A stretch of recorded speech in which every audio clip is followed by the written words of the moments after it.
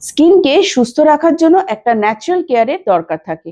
সেটাও কিভাবে তোমরা ব্যবহার করবে আমি তো নিশ্চয়ই গাইড করে দেবো। কিন্তু স্কিনকে নষ্ট করতে যে প্রোডাক্টগুলো তোমরা দিনের পর দিন ইউজ করছো সেটা কিন্তু করলে হবে না। স্টেরয়েড যুক্ত এমন কিছু প্রোডাক্ট যেগুলো ইউজ করে স্কিনকে ফর্সা হওয়ার জন্য তোমরা দিনের পর দিন বছরের পর বছর ব্যবহার করে যাচ্ছ। কখন বুঝতে পারছো যে স্কিন খারাপ হয়ে যাচ্ছে? যখনই রোদে বেরোচ্ছে স্কিন জ্বালা করছে, লাল হয়ে যাচ্ছে, অথবা প্রচুর পরিমাণে র্যাশ বেরোচ্ছে।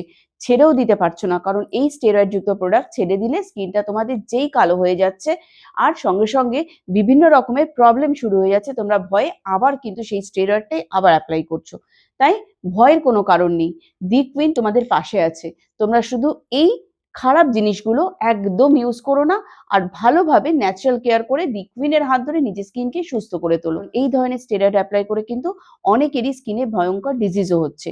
তাই স্কিনকে হাসি খুশি রাখো, সুস্থ রাখো, আর টোনের দিকে একদম যেও না। স্কিন টোন হতেই পারে তোমার ন্যাচারাল কিংবা ব্রাইট, অথবা একদম কিন্তু ডার্ক।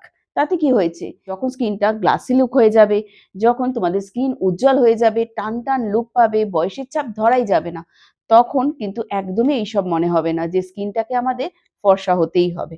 কিভাবে নিজের স্কিনকে হেলদি রাখবে দি কুইনের এই প্রোডাক্টগুলো দিয়ে, চলো আজকে তোমাদের ভালোভাবে বলে দিই। ভিডিওটা একদম স্কিপ করবে না, পুরোটা দেখো।